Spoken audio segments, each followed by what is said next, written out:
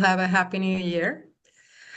This is American Community Media Zoom News Briefing. I'm Pilar Marrero, Associate Editor at ACOM, and your moderator for today.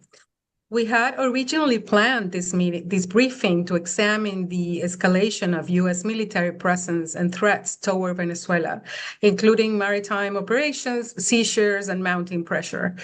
But as you know, a few days ago, the facts on the ground changed dramatically. Following direct U.S. military action and the removal of Venezuela's ruler, Nicolas Maduro, Venezuela has entered a new and deeply uncertain phase. What was already a long and painful political crisis has now shifted into an open-ended transition whose outcome remains unclear. We are honored to be joined by three experts who will help us unpack these issues from different perspectives.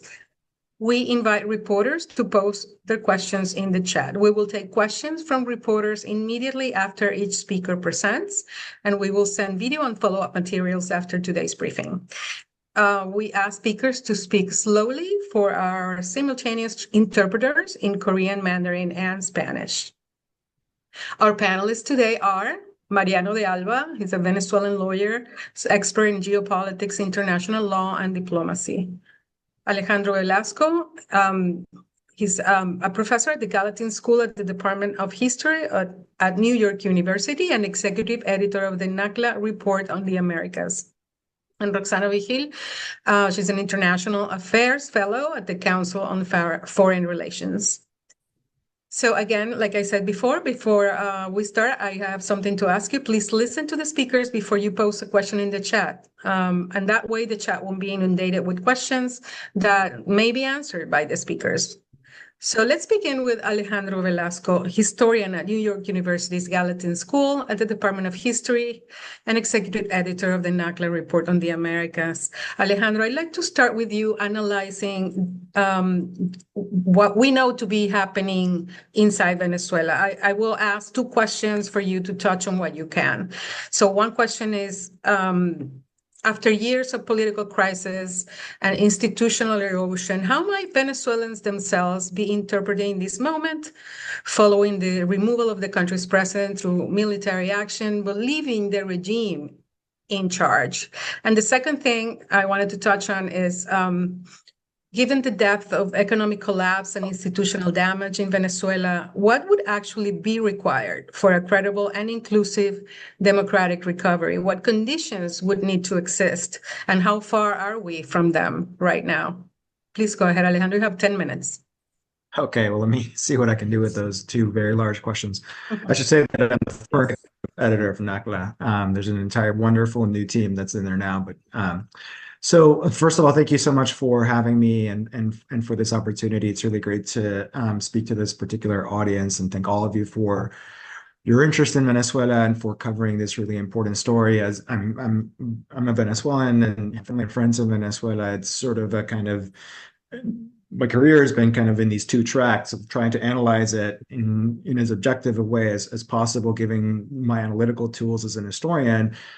But then also, of course, having a very personal stake in what happens. And so, given that, to your first question, I mean, from the folks that I've spoken with on the ground, I'd say that there's three major kind of, both emotions as well as just, thinking about what's going on right now. The first one is just anxiety, precisely as you suggested, about a future that, even though, of course, as you all have noted, the crises that have really enveloped Venezuela, not only over the last few years, but really going back decades in various ways, have now entered an entirely new phase. The idea that the United States has actually taken direct military intervention into the country, and now possibly this sort of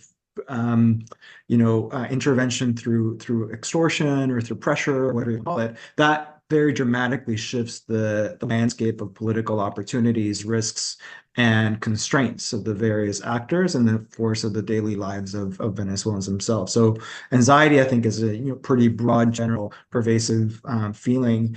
The other one is confusion, right? As dramatic as the events on Saturday were,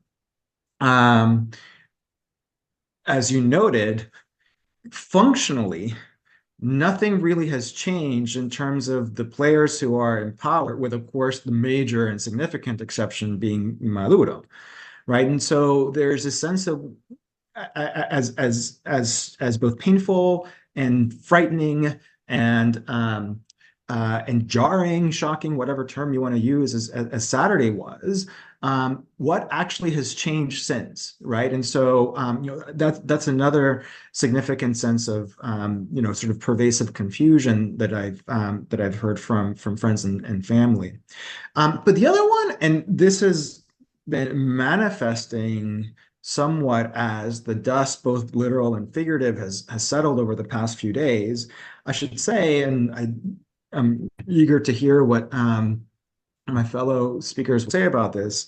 There's also this strange sense of expectativa, which would be more like obviously not hope, but a sense of like, well, the game seems to be unstuck. Está estrancado el juego. No es really in the past. When things seem to be happening, opportunities seem to be opening up. Like, for instance, just yesterday, significant release of political prisoners happened. Which is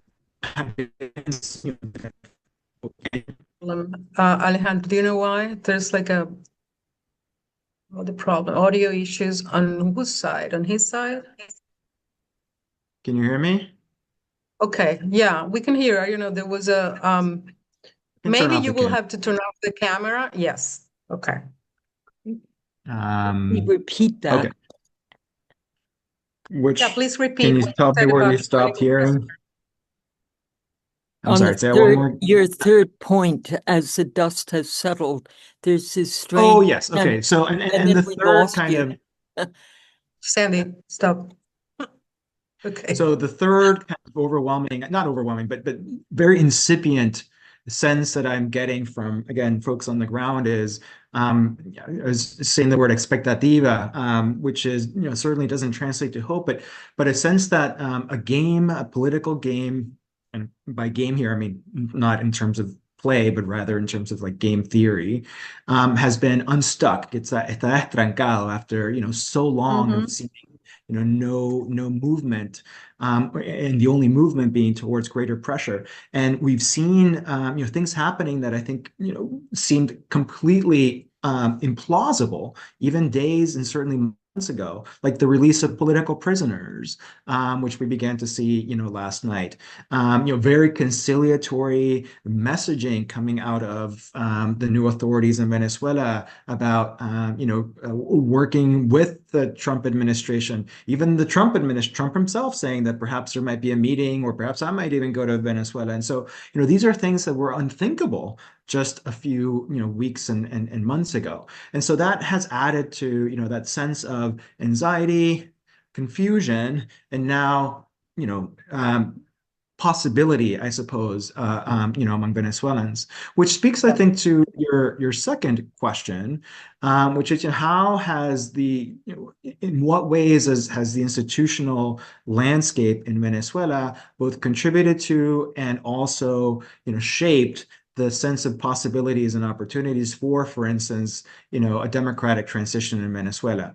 And on that point, I think that remains, to me at least, the primary question. It seems, at least from what we've heard on the part of the US administration, that for them, democracy is not a secondary, not a tertiary, who knows how far down the list, a concern or an aim or an aspiration for this particular moment in Venezuela. The center really does seem to be, at least on the surface, oil, but more broadly, there is a larger geopolitical dimension to this, which is not just hegemony, but really domination of the region vis-a-vis its resources. And we see this in the context of, continuing threats on Greenland and, mounting conversation from people like Stephen Miller about, other resources in the continent actually, having to be dispatched explicitly to the United States, right? And so, we're seeing not just Venezuela and what's happening in Venezuela, but really Venezuela as a kind of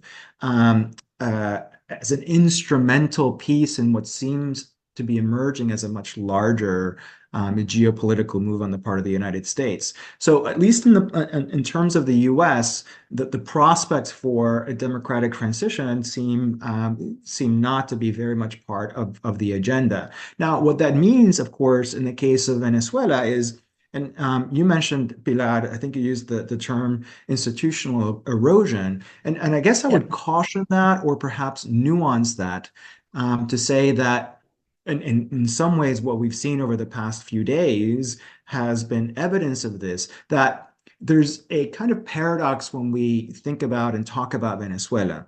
On the one hand, of course, there's crisis, economic, political tension, etc., which gives a sense of chaos. But on the other hand, actually, the regime itself is very, very cohesive.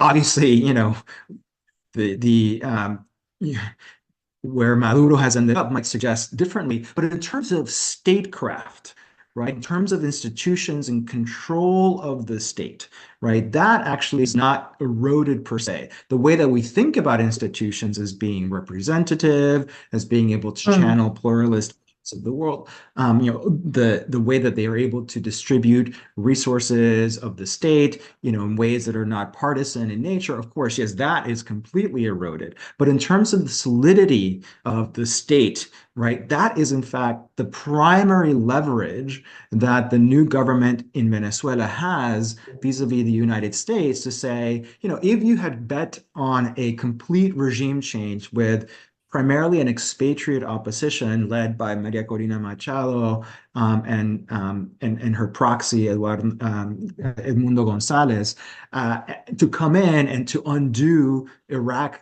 war, the entire apparatus of the state, what you would have is actual chaos in the streets. You would have no police forces. You would have, paramilitary colectivos roaming the streets. You would have boots on the ground who would be easy targets, for insurgents or others in Venezuela.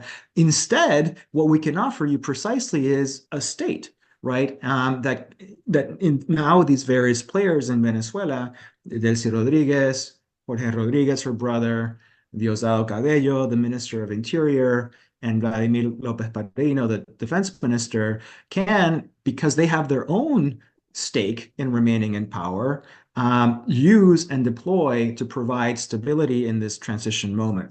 And this is the last point I'll make, I think, to your point, your question about the prospects for a democratic transition create both obviously a massive risk for people like Delcy Rodriguez in particular, but also importantly, a tremendous opportunity because, as you well noted, one of the primary concerns among Venezuelans on the ground, and also their relatives abroad, especially if those who have left more recently and primarily belong to working class, poor class sectors of the country, one of their primary concerns is economic viability, right? And just the daily life of being able to, exist in ways that, you can feed your family, you can feed your children, you can take them to school, you can have medicine, et cetera, without so much penury or conflict. And so what they are able to do now, which is to say Delcy Rodriguez and the people around her, is if they negotiate with the United States, actually perhaps incur very significant, at least significantly felt economic recovery in a pretty short period of time, which could translate and parlay into, and this is the most significant potential irony of the present moment, political capital that if, for instance, elections extend further into the future, potential, say, 12 to 18 months, they could potentially then turn that political capital into the most improbable scenario, which is a post-transition electoral victory, right? Especially if you consider what I think has been a kind of very weakened position on the part of the expat-led opposition by Maria Corina Machado, especially around support for not just the ouster of Maduro, but for U.S. intervention, which has created another cleavage among was already a highly polarized, political society in Venezuela. I'll leave it there. Let, let me ask you this, Alejandro. I read somewhere, I can't remember where, that Trump doesn't want a democratic Venezuela. He wants a useful Venezuela. And I was, as you all know, I'm also Venezuelan, so I've had a lot of feelings around this. I was shocked that President Trump, after a few hours after the operation, he essentially threw Maria Corina Machado under the bus. He said, "Oh, yeah, no, we're not thinking about her because she doesn't have the respect in the country." I mean, if you're going to have a democratic transition like you did in regimes in South America, like Argentina, Chile, Uruguay, many others, you need to have an international, you need to have a United States that is behind a democratic transition, and you need to have the international pressure and the international help. So far, what we see is that Trump seems to be focused on oil and whatever success he thinks this was. What's your feeling around this, Alejandro? I mean, is it surprising that Donald Trump No, doesn't care about democracy? I mean, I'm no, not surprised about that, and perhaps of others course in not. the room might be. Am I surprised that his primary interest is material? No. I think what is surprising is the explicitness and the kind of brazenness with which this is being articulated. I mean, I'm an historian of Latin America, and in particular of modern Latin America, which is to say that I've studied, in U.S. interventions throughout the 20th century in Latin America. You mentioned a few of those. And I'm trained to read subtext. I'm trained to read between the lines. I'm trained to read past the blacked out parts of declassified documents, right? It is jarring to me as an historian, methodologically, to hear the quiet part stated so loudly, right? Like where before we need to say, well, let me tell you all the circumstances in which actually the United States is interested in this, that, and the other, as opposed to say principles of liberty, freedom, democracy, etc. It's really about these other things. Here, we're getting a very clear message about what the interests actually are. So what, if you see it in a very cold, calculated, principled way, which is, I think, the way we need to see it, then you can begin to imagine that in that context, Maria Corina Machado did not have, yes, she has significant amounts of popular standing, both outside and inside of Venezuela, as evidenced by the elections that the opposition won last year. But she does not, and this is true of what Donald Trump said, it's not that she doesn't have the respect of the population, of the people. She doesn't have the respect of the people that matter in a transition. And that's the people who have access to the institutions of the state, the police, the security forces, in this case, paramilitaries, courts, et cetera, et cetera. Like all of that matters. And not only does she not have the respect of them, but they very much see each other as existential enemies. And so, yeah, once you begin to see that, this is not a question of principles, it's really a question of more crass politics, then it absolutely makes sense that Maria Corina would have been sidelined. Okay, so let's move on to the next speaker, and then we'll have more questions. Thank you so much, Alejandro. And now I want to invite Mariano de Alba, a Venezuelan lawyer specializing in geopolitics, international law, and diplomacy. Mariano, from a legal and diplomatic standpoint, like we said before, Venezuela faced the power vacuum, but now we have the VP of the same regime as president, all the other leadership, including Minister of the Interior, Diosdado Cabello, who is the power behind the throne. He's the man who has the paramilitary and the military in his hands, essentially. He is the power behind them. He's also indicted in the US, but he wasn't taken. He was left in power. What's your take on this? And then the other question is more broad, is What precedent does the use of military force to remove a government set under international law? How might this reshape norms around sovereignty and intervention beyond Venezuela? Thank you. Thank you so much for this invitation. Thank you, Pilar. It's also a pleasure to share the panel with Roxana and Alejandro. I think that there are several things to consider here, right? From an international law perspective, I think it's quite clear that there's no legal way to justify this operation. There is a set of rules that were agreed after the Second World War in 1945. They are established very clearly in the UN Charter, and they establish not only a prohibition on the use of force, but also a prohibition on the threat of use of force, which is something that we have seen the US government doing on Venezuela for many months now, ending on this operation to capture and extract Nicolas Maduro from power. Obviously, that principle on the prohibition on the use of force has several exceptions. Namely, force can be used provided that there is one authorization from the UN Security Council, which in this case was always going to be impossible to obtain because of the veto of Russia and China. In ultimate instance, not impossible, I should say, very unlikely.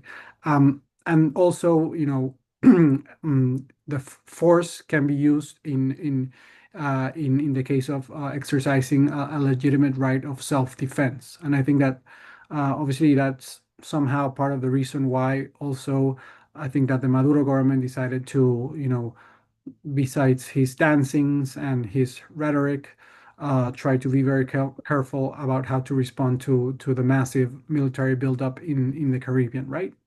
Um, that's the international law angle of this, which obviously makes this operation illegal.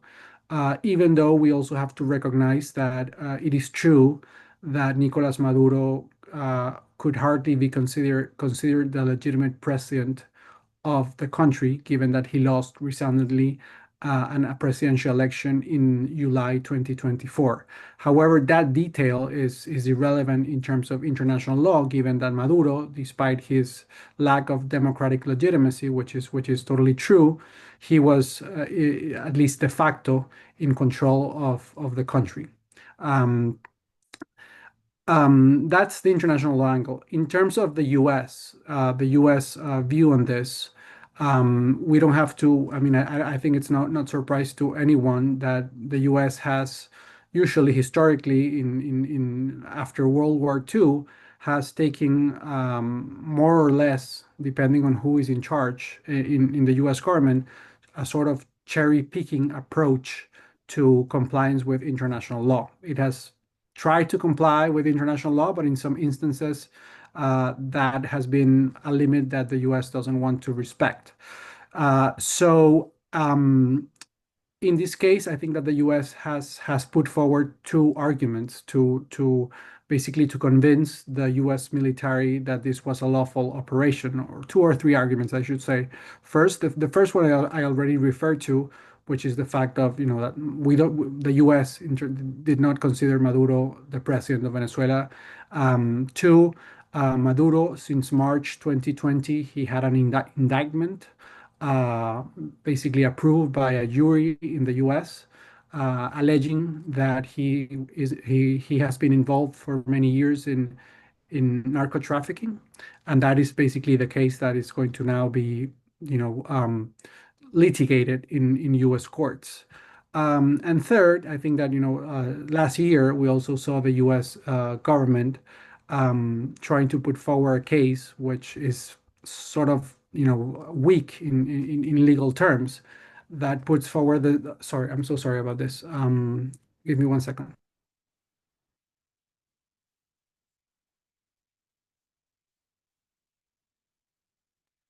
I'm so sorry. It's my daughter. I'm so sorry about this. It's okay. Mm. It's okay. So the U.S. Last year has put forward this argument that is, I would say two or threefold, right?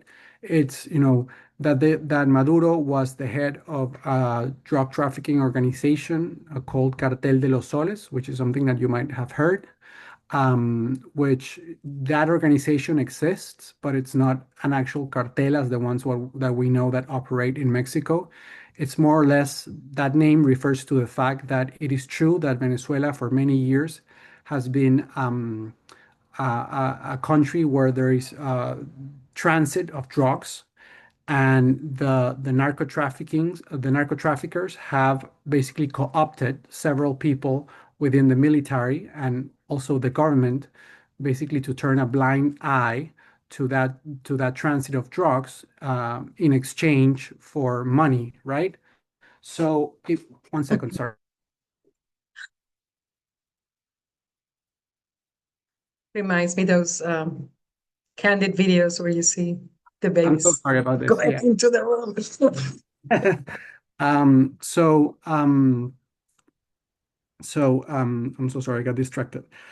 Also, I think that a very important issue here that we have to take into account is that President Trump saw this through a three-point angle, right? He saw this as oil, which has already been mentioned by Alejandro, drugs that I have been mentioning, but also I think it's very crucial the migrants angle, right?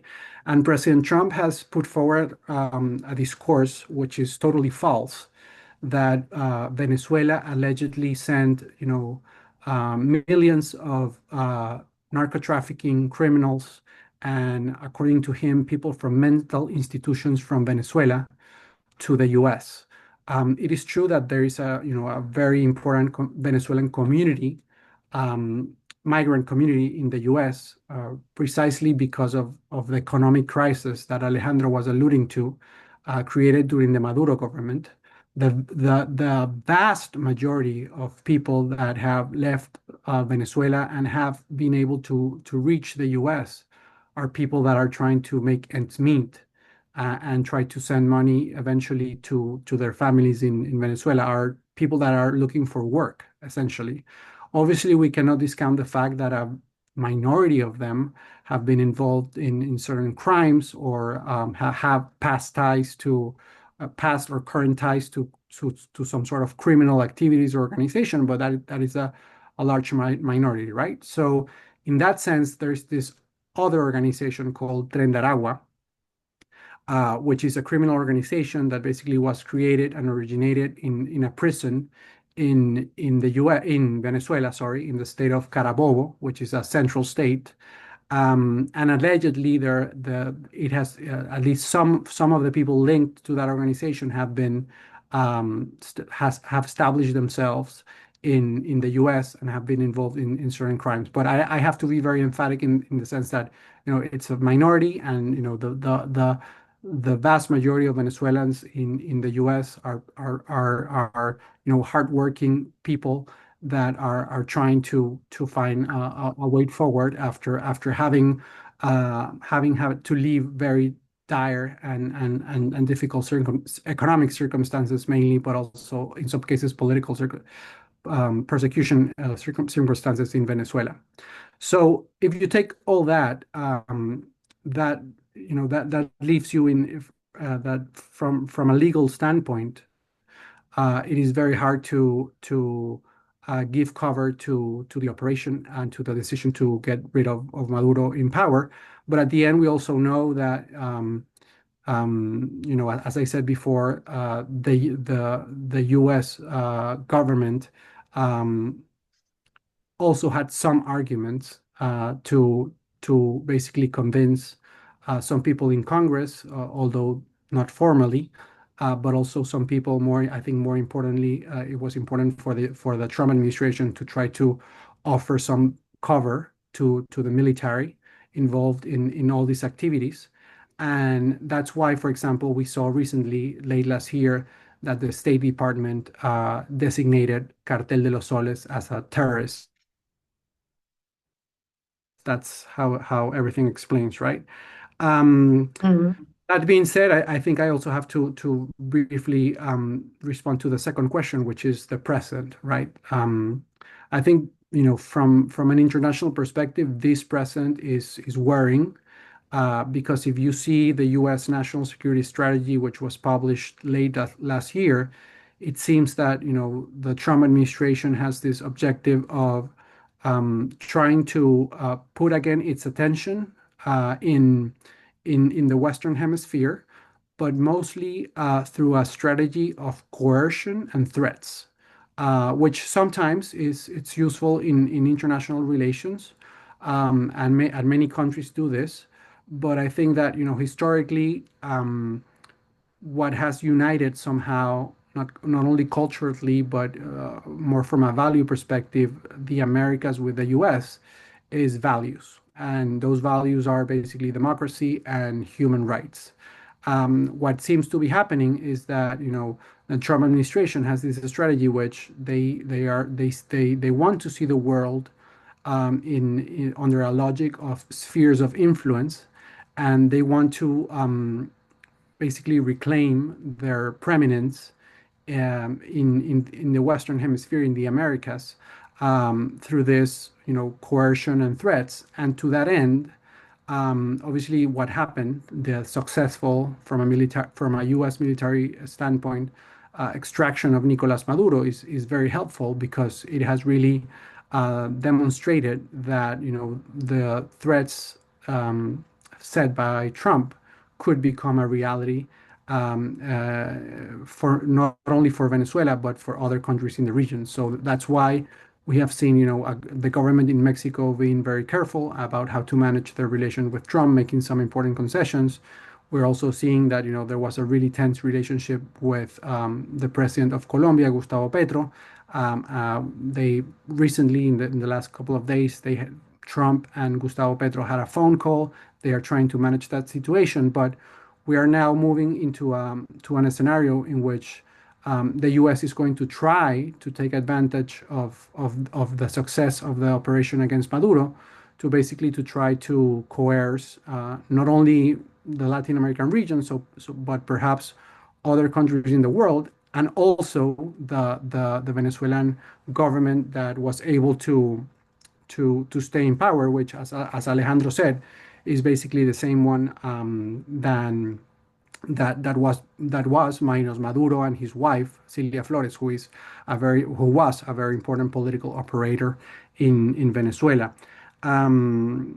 I do not foresee that the region, nor even other countries or other group of countries, like for example the European Union, have many tools, many leverage at the present moment to push back against what we have seen, what has happened. But I do think that given that this precedent, perhaps not in the short term, but in the medium and long term, there's going to start to be some movements in the region, in Europe and in other areas of the world, basically to try to cover themselves or decrease the risk that the U.S. can advance this foreign policy agenda of trying to impose themselves. So I'm not hopeful in the short term, but I do think that this idea that the U.S. can really dominate at least the Western Hemisphere only by threats and coercion, I don't think in the ultimate case it's going to really work. The U.S. should also be thinking about incentives, positive incentives, what we also called in international relation carrots, and that basically is very much tied to the situation in Venezuela, because now we have President Trump saying that this is all about oil, and now the U.S. is going to recover the Venezuelan oil industry, with the little problem that President Trump cannot really force or direct big oil U.S. companies to do massive investments in Venezuela, and really recover the oil industry, unless the real problem in the country gets resolved, which is you establish a rule of law, you make substantial investments to recover the infrastructure of the country, you have independent courts that basically guarantee the respect of contracts.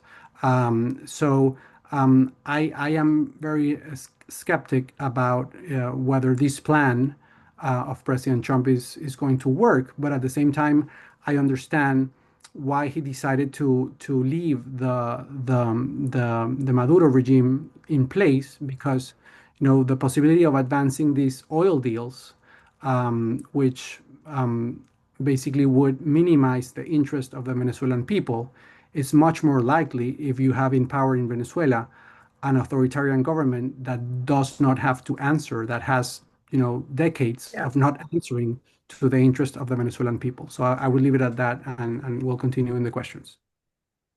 Okay, so I just want to go to the next panelist, and then we'll just go through all the questions because there's a lot of them. So I want to welcome Roxana Vigil.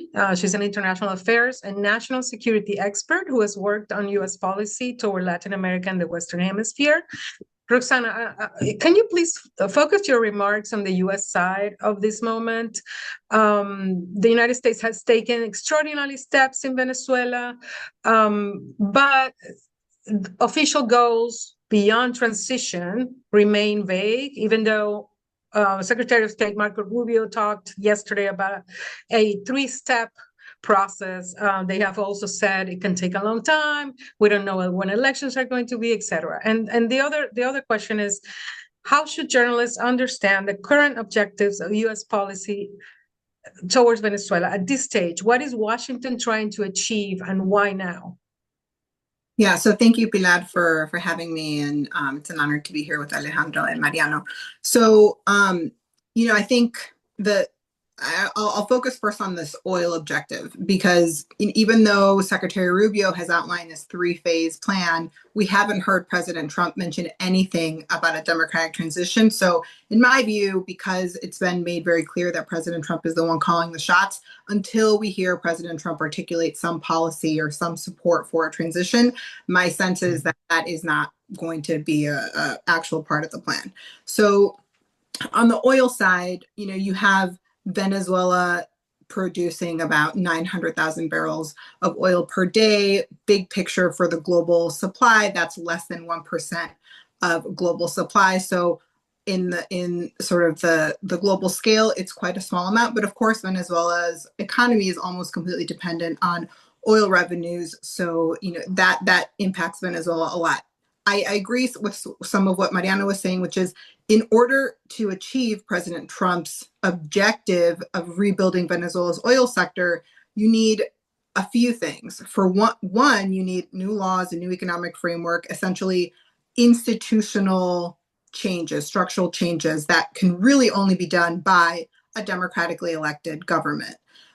And then two, you need the investment. Those, the rule of law, those structural institutional changes are going to give investors confidence that their investment will be secure. And we have President Trump saying just yesterday or 2 days ago that the type of investment he has in mind is $100 billion, which indicates, this multi-year effort.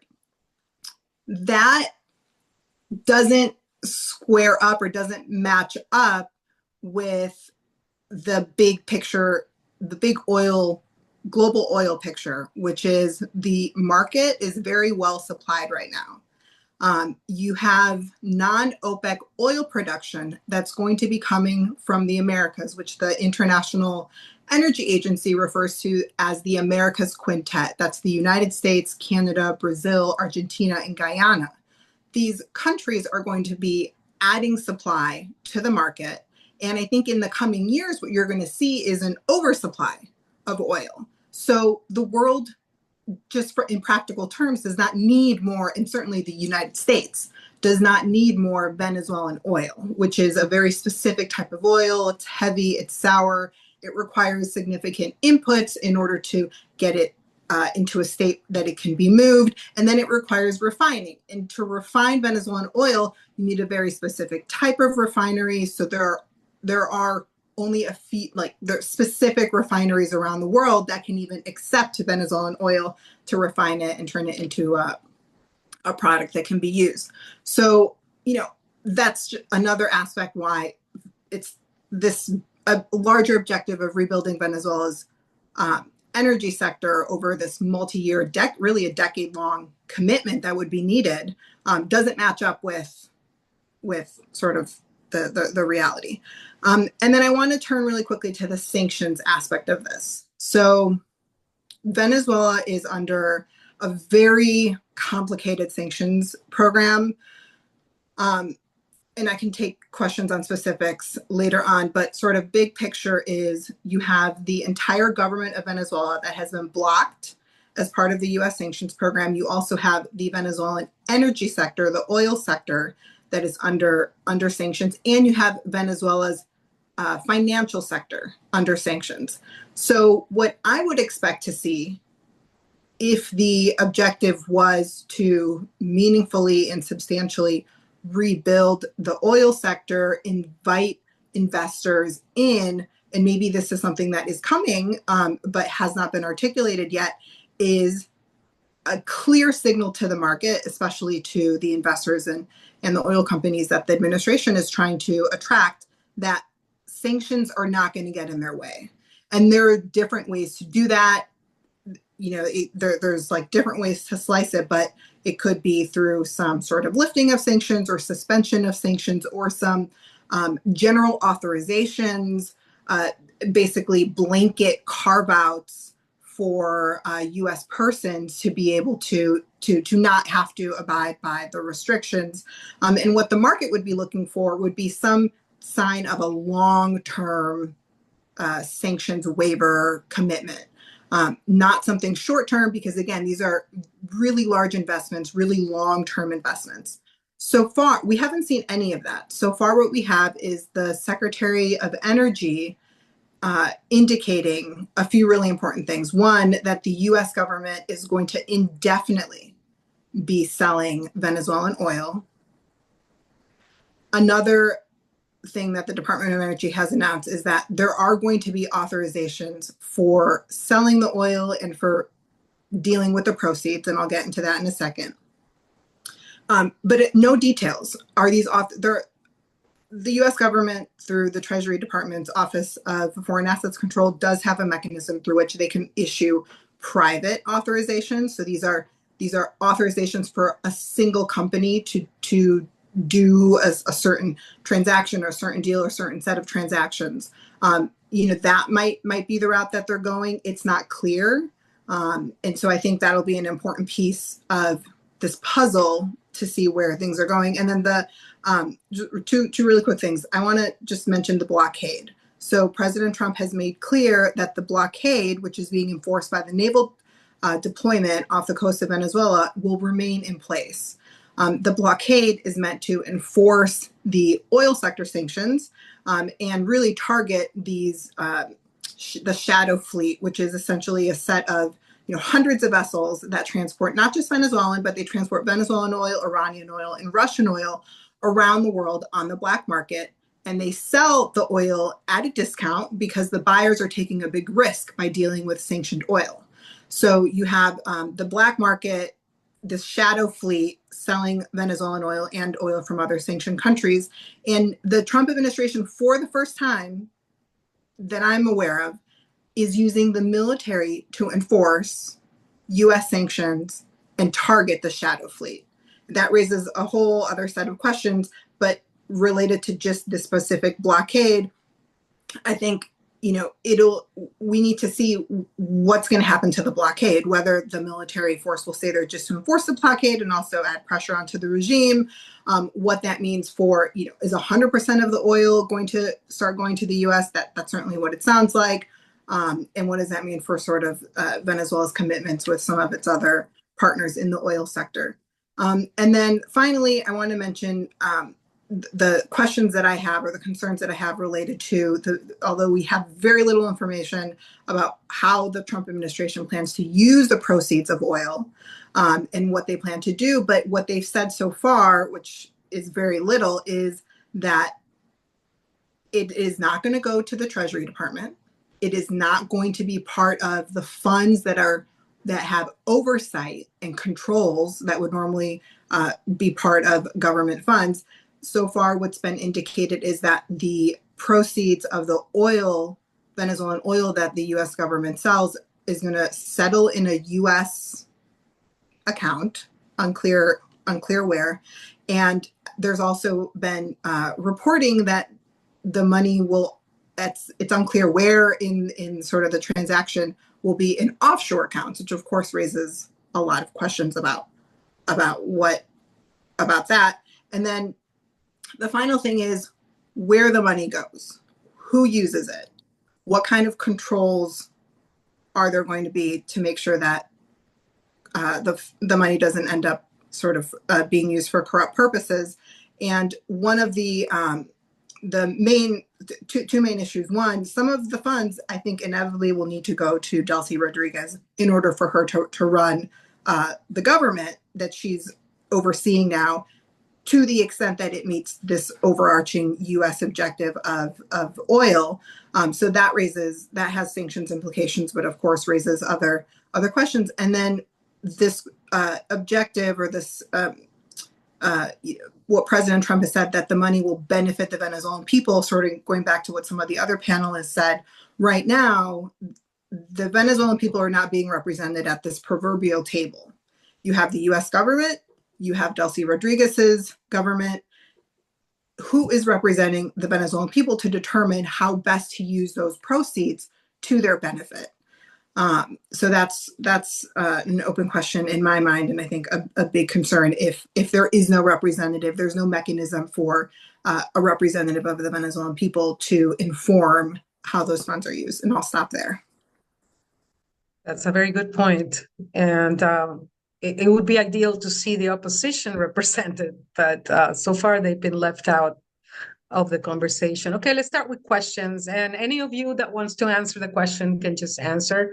I'm going to start with, okay, there's a question about journalistic terms. I'm going to leave that for the end. There's a question from Carlos Roa, who is a Venezuelan. Also, Carlos, you want to ask your question? The first one?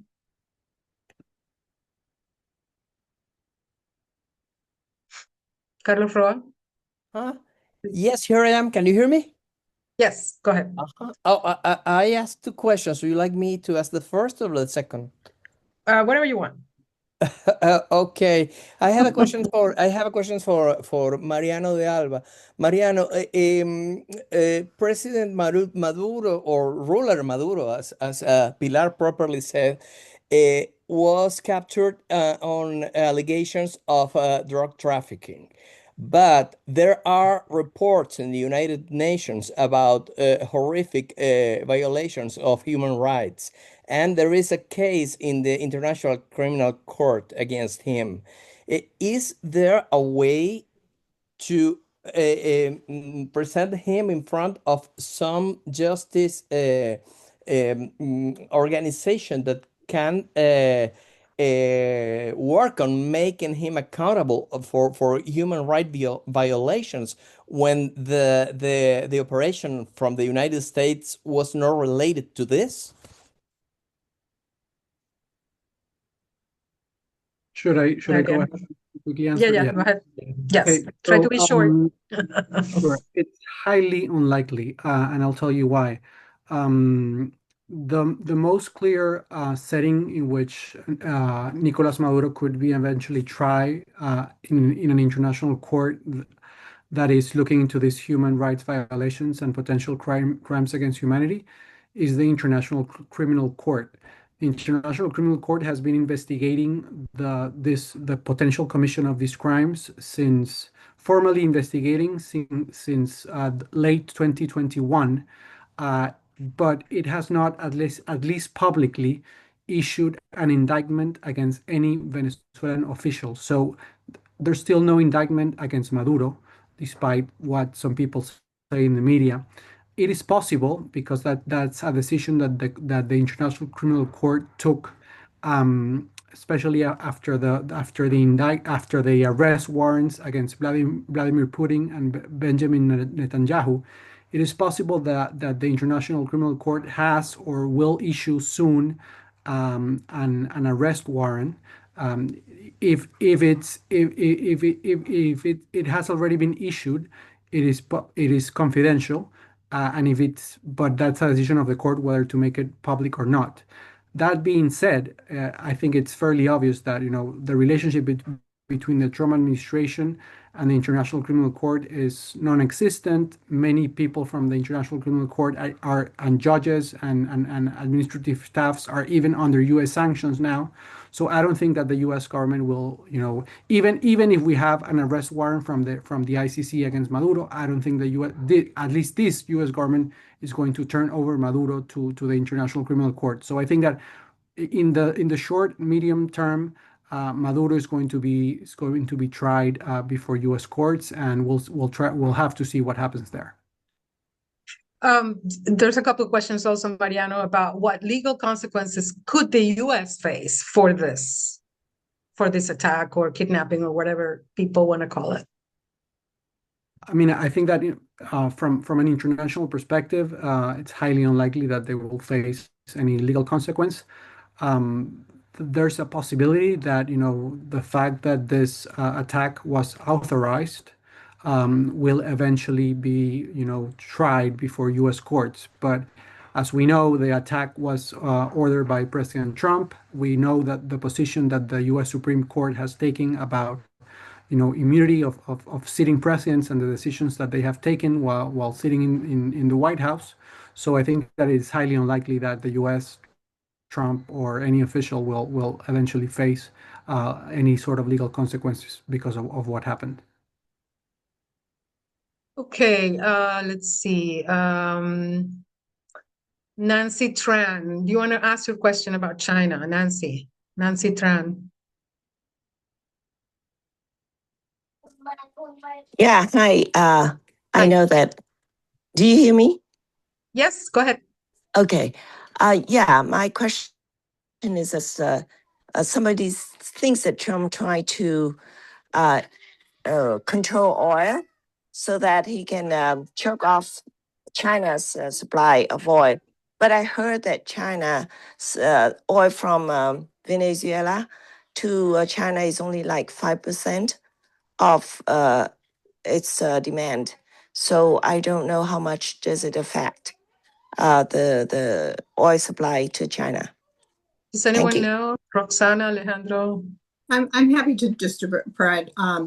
Yeah, the China argument doesn't add up for two reasons. One, China is one of the few places that can refine this very heavy sour type of crude that Venezuela has. So in a scenario where you have a significant increase in Venezuelan production and Venezuelan exports, and it's put on the market, some of it is going to end up going to China. And then the other piece of this is China is a really significant bilateral creditor of Venezuela. Venezuela owes China, there's estimates, but let's say over $10 billion. I've seen estimates that are greater. So at some point, whether China's part of a restructuring of Venezuela's debt, which would also need to happen to rebuild Venezuela's oil sector at some point, more of a medium-term thing, China will need to be repaid at some point. So my sense is China's broader interests are getting repaid.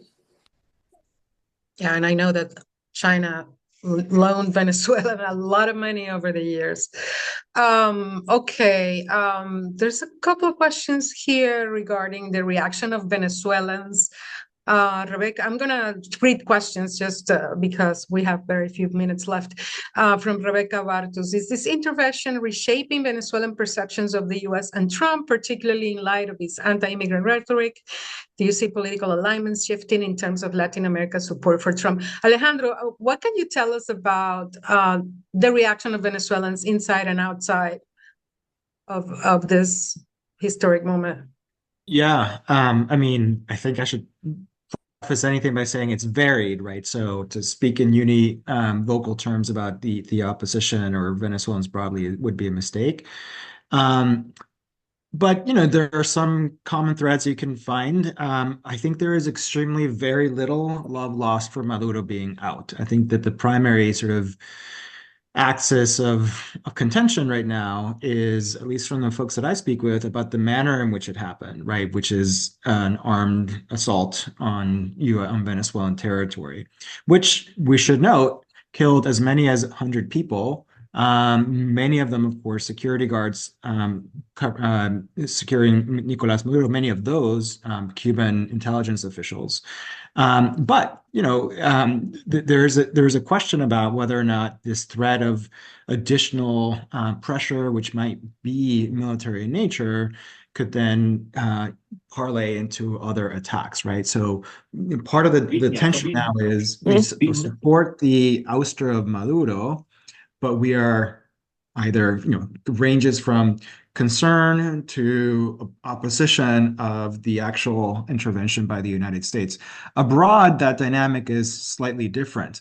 I think abroad, the overwhelming sense is, and Mariano and Rosana can speak to their own experiences, especially from an expatriate community that's been around abroad for longer than just say this last 5 or 10 years, which is marked by a different type of migratory wave. It's actually disappointment. It's disappointment that this thing that many had been in some ways hoping for, which is in fact U.S. intervention that leads to the fall of the Maduro government, has led to the fall of Maduro, but not the government. And in addition, it has not only left in place the entire state apparatus, but with apparent, support by the Trump administration, which especially the, Maria Corina wing of the opposition has long been courting, going back all the way to the first Trump administration. So, there's the kind of confusion that I was talking about before, I think is also pervasive among, Venezuelans, both inside and outside. Okay, we have only 3 minutes left. So this is a question for all of you. If the goal is or should be, I think most Venezuelans would agree that the goal should be a democratic Venezuela that governs itself. What is the single most important thing the United States should do or avoid doing in the next few months? Alejandro, go ahead, and then Mariano and Roxana. Okay. I think the most important thing that the U.S. government should do to support that outcome is to stop speaking as though it owns Venezuela, right? I mean, you can't in the same breath say, yeah, of course, we want to see a democratic transition, although as Mariano suggested, Trump has not said that at all. In his press conference on Saturday morning, the word democracy didn't come up once. Right. And yes, Trump, Marco Rubio has indicated it is part of a 3-point plan. But again, as Mariano suggested, if that is part of Trump's vision, it's unclear if he's going to articulate it. So I think the very first thing that the U.S. has to do is to stop suggesting that it runs Venezuela, that it's going to seize all of Venezuela's oil, that it's essentially going to oversee Venezuela either directly or indirectly through threat of force. Nothing else can happen. The part of the U.S. influence there, if that doesn't happen. Yeah, Mariano. Sorry, Mariano. Sure. Well, I don't know if we can really expect this from the Trump administration, but I would say that it is really important to think long term. I think that obviously there's an issue here about what are the interests of Venezuelans. That is not only democracy and a sustainable solution, but I would also say that it is a solution or a way forward that really allows Venezuela to recover from an economic standpoint.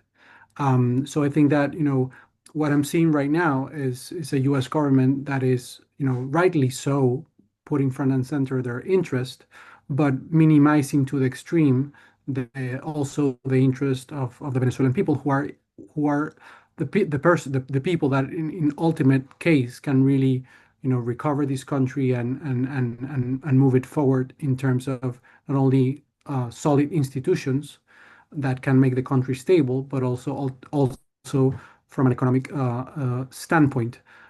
So I think that should be the priority, but to be honest, I don't have a lot of hope that that will be the case, at least in the short term.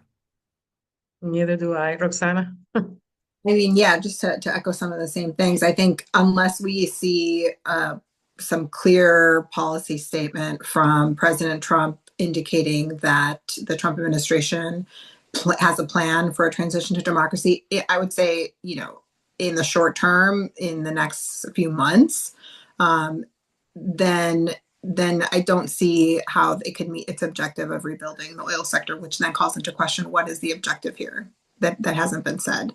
And then the last thing is in order for this fund, the proceeds of oil, the oil that the U.S. government is taking from Venezuela, in order for those funds to not fall into corruption, to not sort of, which history tells us these type of programs end up falling into, you would need an independent third party to control the funds and the distribution of the funds. So that would be another aspect that I think you would need to see in order for the Venezuelan people to benefit. And then, of course, them having a seat at the table. Thank you so much. It's 1 minute past, so we're going to close, but with the last message of please continue doing your work of finding out more about Venezuela and keep Venezuelans in mind.